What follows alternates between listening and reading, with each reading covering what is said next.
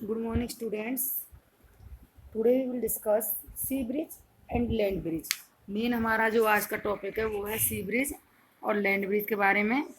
और बेटा, सी ब्रिज जो समुद्री ठंडी हवाएं चलती हैं, समुद्र से जो धरती को ठंडी हवाएं चलती हैं वो क्यों चलती हैं, उसका क्या कारण होता है, इसके बारे में बताऊंगी मैं आपको। साथ में ऐसे ही लैंड ब्रिज बारे में बताऊंगी कि लैंड ब्रिज जो होता है वो लैंड ब्रिज मीन्स जो लैंड से समुद्र को चलती हैं वो होती है लैंड ब्रिज। जो हवाएं लैंड से सी की ओर चले वो लैंड ब्रिज, और जो सी टू लैंड चले वो सी ब्रिज होती हैं। ठीक है बेटा, इसके बारे में बताऊंगी। और साथ में मैं आपको बताऊंगी कि kinds of cloth we wear in winters and summers. Means हमें गर्मियों में और सर्दियों में हम किस किस तरह के कपड़े पहनने चाहिए। हम ऐसे जैसे मतलब ये गर्म कपड़े हैं जो बुलन क्लॉथ हैं, बुलन क्लॉथ सर्दियों में क्यों पहनते हैं, या हम जैसे कई कई कपड़े पहन लेते हैं सर्दियों में, कई बार बच्चे होते हैं वो दो दो तीन तीन कपड़े पहन लेते हैं, उसका क्या प्रॉफिट होता है। दूसरा, मान लीजिए आप गर्मियों में कॉटन क्लॉथ पहनते हो तो गर्मी में कॉटन क्लॉथ क्यों पहनते हैं, हम वुलन क्लॉथ से क्यों नहीं पहन लेते। इन सब के बारे में मैं आपको बताऊंगी।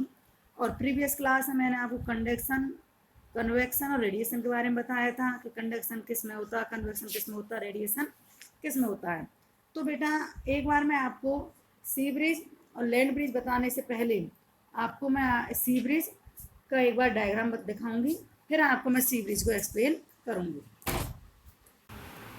तो बेटा, ये है हमारा सी ब्रिज। तो अब आप इस डायग्राम में देख रहे हो कि सी ब्रिज जो है किस तरह से बनता है, आपको दिख ही रहा है। और सी ब्रिज जो बनता है वो डे टाइम में बनता है। इसका मैं आपको एक बार फिर मैं आपको एक line to line, word to word बता दूंगी। अभी मैं आपको इन शॉर्ट बता दूँ कि सी ब्रिज बनता कैसे है। देखो बेटा, यहाँ पर क्या है, आपको दिख रही है, एक तरफ समुद्र दिख रहा है, एक तरफ आपको लैंड दिख रही है। इसमें क्या होता है, ड्यूरिंग डे टाइम जब सनलाइट पड़ती है हमारी धरती पे पड़ती है और समुद्र पे पड़ती है, तो क्या होता है, बराबर पड़ती है तो है नहीं कि समुद्र ज़्यादा पड़ेगी धरती पे कम पड़ेगी, दोनों पे इक्वल मात्रा में सनलाइट पड़ती है। तो क्या होता है, डे के समय पर, दिन के समय पर क्या होता है कि जो सनलाइट है वो समुद्र पे पड़ रही है, धरती पड़ रही है, तो क्या है, धरती के जो पार्टिकल्स होते हैं वो सॉलिड होती है, जो हमारी लैंड है वो सॉलिड है, और जो वाटर है वो लिक्विड है, समुद्र का पानी। तो जो लैंड के पार्टिकल्स हैं वो क्या होते हैं, नज़दीक नज़दीक होते हैं, टच होते हैं दूसरे से।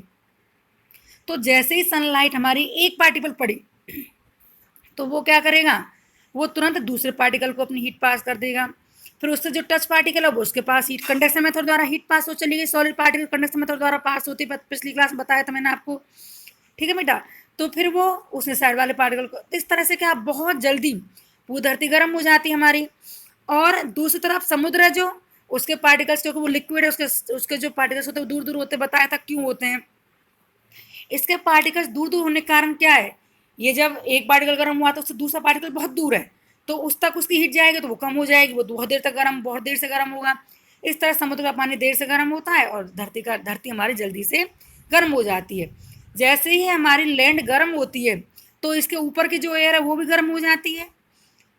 ऊपर की एयर गर्म होगी तो क्या है, जो ऊपर की, इसके धरती के ऊपर की जो जस्ट ऊपर की लेयर एयर है वो क्या है, वो जैसे ही गर्म होगी वो लाइट इन वेट, वो वेट में कैसे हो जाती है, हल्की। और हल्की होकर क्या होती है, वो एयर ऊपर चली जाती है, मतलब वहां से अपनी जगह छोड़कर ऊपर चली जाती है लाइट वेट होकर। अब जो है लैंड के ऊपर क्या है, एयर ऊपर चली गई उसकी गर्म होकर, अब वहां पर क्या रह गया, स्पेस खाली रह गया। स्पेस खाली होने से क्या हो गया, वहां पर हो गया लो प्रेशर, क्योंकि वहां पर एयर ऊपर चली गई गर्म होकर, वहां पर लो प्रेशर का एरिया बन गया। अब उस लो प्रेशर को फिल करने के लिए जो समुद्र से हवाएं होती हैं, ठंडी हवाएं किसकी ओर चलती हैं, लैंड की ओर चलती हैं। तो यहाँ पर कहाँ से चली, आपको ये एरो दिख रहा है ना बेटा, इस एरो में क्या हो रहा है कि C2 कहाँ चल रही है, ये पवने लैंड की ओर चल रही है। क्यों चल रही है इसका कारण मैंने आपको भी बताया है। तो ये C2 लैंड चल रही हैं और वो भी ड्यूरिंग डे टाइम, इसलिए इन्हें कहते हैं बेटा हम सी ब्रिज। आपको नीचे डायग्राम में दिख रहा है, जो हॉट एयर है ऊपर चली जा रही है, और जो कूल एयर है समुद्र से वो कहाँ जा रही है, वो लैंड की ओर जाती है। तो ये होता है बेटा सी ब्रिज। तो मैंने अभी आपको डायग्राम्स बताया था, बिल्कुल वही चीज़ है इसमें भी, मैं आपको एक बार बता देती हूँ इंग्लिश पढ़ के। The people living in the coastal areas experience an interesting phenomena, means जो लोग समुद्री इलाकों में रहते हैं वो इस चीज़ को देखते हैं अपनी आंखों से। फिनोमिना मीन्स इस प्रोसेस को, जो ये होता रहता है, सी ब्रिज लैंड ब्रिज कैसे चलती हैं, इसको अपनी आंखों से देखते हैं। ड्यूरिंग द डे, दिन के समय पर क्या होता है, the land gets heated faster, अब ये बताया था मैंने, धरती जल्दी गर्म होती है देन वाटर, पानी की अपेक्षा। The air above the land become hotter, ऊपर की हवा, धरती के ऊपर की हवा गर्म हो गई, एंड राइज अप, और वो गर्म होकर ऊपर चली गई क्योंकि लाइट इन वेट हो गई है वो। तो क्या हुआ, the cooler air from the sea, फिर क्या होता है बेटा, समुद्र से ठंडी हवा चलती है, rushes in towards the land, land की ओर चलती हैं, टू टेक इट्स प्लेस, इसकी जगह लेने के लिए। The warm air from the land move towards the sea to complete the cycle. तो वहां से क्या होता है, गर्म हवाएं कहाँ जाती हैं, समुद्र की ओर चलने लग जाती हैं या ऊपर उठ जाती हैं, और समुद्र से ठंडी हवाएं उस स्पेस को भरने के लिए क्या होता है बेटा, समुद्र की उसकी ओर, लैंड की ओर चलने लग जाती हैं। तो यही होता है sea breeze. The air moves from sea to land, जो हवाएं समुद्र से धरती की ओर चल रही हैं उन्हें क्या कहते हैं हम, सी ब्रिज। अब क्या होता है बेटा, अब ये तो हुआ हमारा डे टाइम। अब इसके जस्ट अपोजिट होता है एट नाइट, दिन के समय पर क्या बना है, सी ब्रिज, और एट नाइट क्या बनेगा, लैंड ब्रिज। अब मैं आपको एक बार लैंड ब्रिज का डायग्राम दिखाऊंगी, फिर उसके बारे में बताऊंगी मैं आपको लैंड ब्रिज के बारे में। अब देखो बेटा, अभी मैंने आपको सी ब्रिज का डायग्राम बताया था, दिखाया था, सी ब्रिज के बारे में एक्सप्लेन भी किया था दोनों बार। अब ये आपको डायग्राम दिख रहा है जो लैंड का दिख रहा है, लैंड ब्रिज का, इसमें क्या होता है, रात के समय पे, एट नाइट, इसका जस्ट अपोजिट हो जाता है। क्यों हो जाता है, क्योंकि जो धरती है वो जितनी देर से गर्म हो रही है उतनी ही देर से, जितनी जल्दी वो धरती जल्दी गर्म हो जाती है, उसके पार्टिकल नज़दीक नज़दीक है, जितनी जल्दी धरती गर्म होती है उतनी धरती जल्दी ठंडी हो जाती है, क्योंकि वो एक पार्टिकल ने अपनी हीट छोड़ी एटमॉस्फेयर में रात समय पर, दूसरे पार्टिकल से टच है उसकी हीट निकल गई, तीसरे पार्टिकल टच में वो उसकी हीट निकल गई, इस तरह से बहुत जल्दी ठंडी हो जाती धरती, इतनी जल्दी गर्म हुई, जल्दी ठंडी हो गई। वैसे ही समुद्र जितनी देर से गर्म हुआ था उतनी ही देर से ठंडा हो रहा है।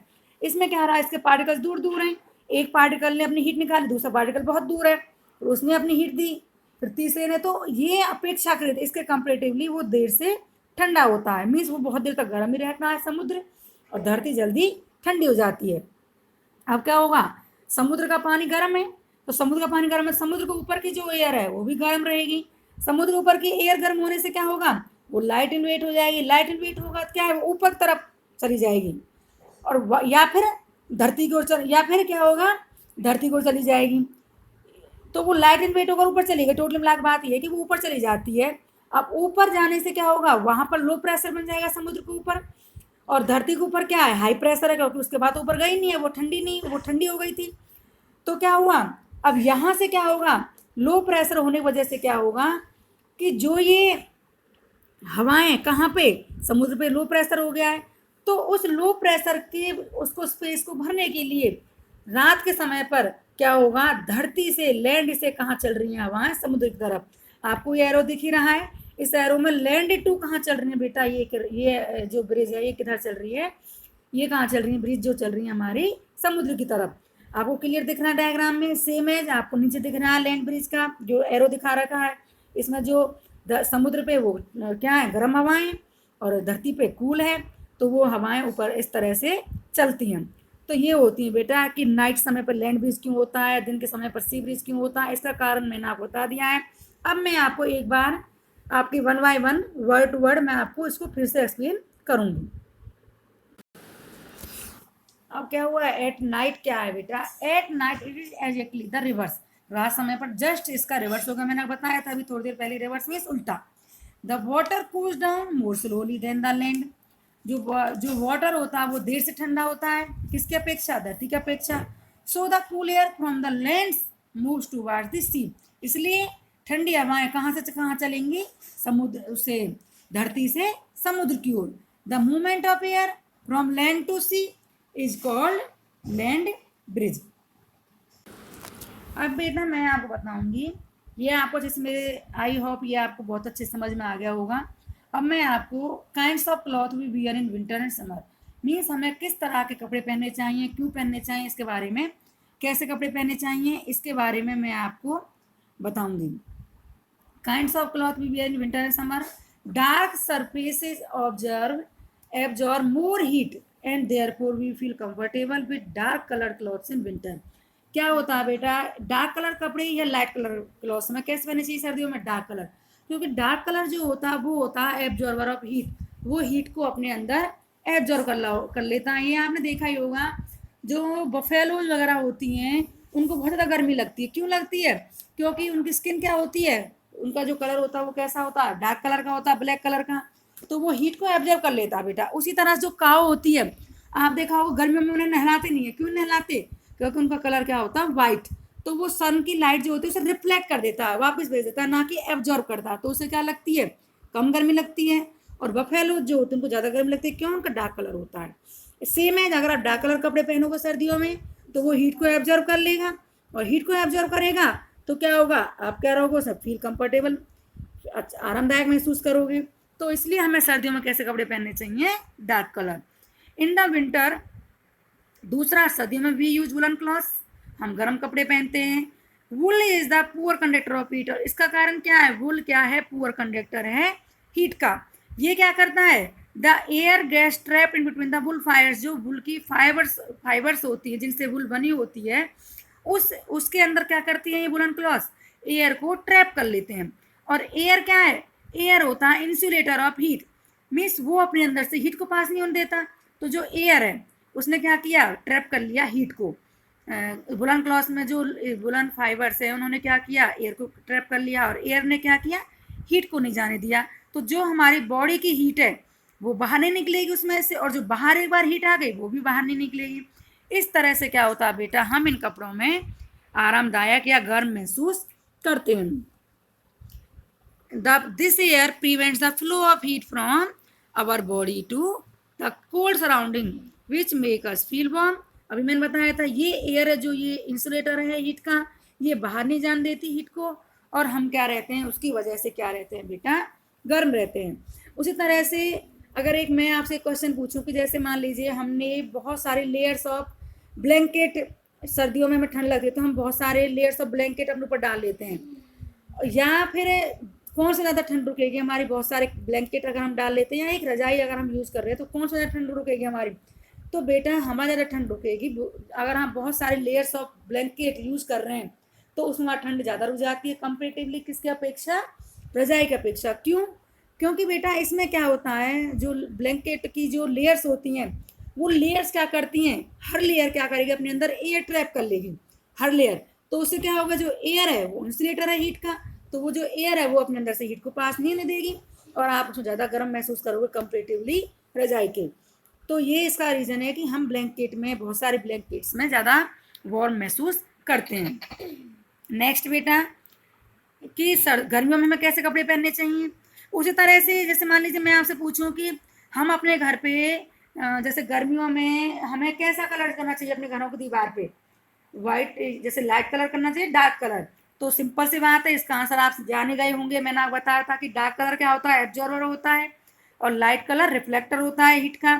तो सिंपल सी बात है, हम कौन से कलर को प्रीफर करेंगे गर्मियों में, जो लाइट को एब्जॉर्ब, हीट को एब्जॉर्ब ना करे। तो इसलिए हम अपने घर की दीवारों पर, अगर हम गर्मियों में हमें हीट से बचना है तो हम कैसा कलर प्रीफर करेंगे, लाइट कलर, क्योंकि लाइट कलर क्या करता है, हीट को रिफ्लेक्ट कर देता है। तो उसी तरह से लाइट कलर क्लॉथ होते हैं, light colours cloth reflect most of the heat that falls on them, जो भी हीट पड़ती है उस कपड़े पर, लाइट कलर पर, उसे वो रिफ्लेक्ट कर देती है। And therefore we feel more comfortable wearing them in the summer, इसलिए हम ज़्यादा कंफर्टेबल महसूस करते हैं अगर हम समर्स में पहनते हैं। दूसरा, हम समर्स में कॉटन क्लॉथ पहने या फिर हम वुलन क्लॉथ पहने, कैसे कपड़े पहने हम, आपको पता है हम समर्स में कैसे कपड़े पहनते हैं, कॉटन क्लॉथ। क्यों पहनते हैं बेटा, इसका भी रीज़न है, एक तो लाइट कलर, एक कॉटन क्लॉथ। उसका रीज़न ये है कि जो कॉटन क्लॉथ होते हैं बेटा वो होते हैं एब्जॉर्बर ऑफ मॉइस्चर। वो क्या करते हैं, हमारी बॉडी का जो मॉइस्चर होता है, जो पसीना होता है, जो स्वेट निकलता है हमारी बॉडी से, उसे अपने अंदर सोख लेते हैं, एब्जॉर्ब कर लेते हैं, और एब्जॉर्ब करके क्या करते हैं, फिर वो जो इवापोरेशन होता है, जो वाटर वेपर बन के उड़ जाते हैं, वो जो हमारी बॉडी का स्वेट है, पसीना, वो क्या है, वाटर वेपर बन के उड़ेगा। तो जो वुलन क्लॉथ उन्होंने क्या किया, उसे एब्जॉर्ब कर, सॉरी कॉटन क्लॉथ ने क्या किया, उस पसीने को, जो हमारा स्वेट है, उसे एब्जॉर्ब कर लिया, और एब्जॉर्ब कर कर उसे क्या किया, इवापोरेट कर दिया। जैसे ही वो इवापोरेट होगा वैसे ही हमारी बॉडी पे क्या देगा, वो कूलिंग इफेक्ट देगा, और जिससे क्या है, हमें ज़्यादा कंफर्टेबल महसूस होता है। तो बेटा आज की क्लास में इतना ही मैंने आपको बताऊंगी, यहाँ आपका चैप्टर पूरा हो रहा है। आई थिंक आप बहुत अच्छे से चैप्टर को समझ गए होंगे, और एक बार फिर से आप इस जो वीडियो हम भेज रहे हैं उनको दोबारा से एक बार और देखा करो, ताकि कहीं आपको प्रॉब्लम हो तो वो भी आपको क्लियर हो जाए। Thank you.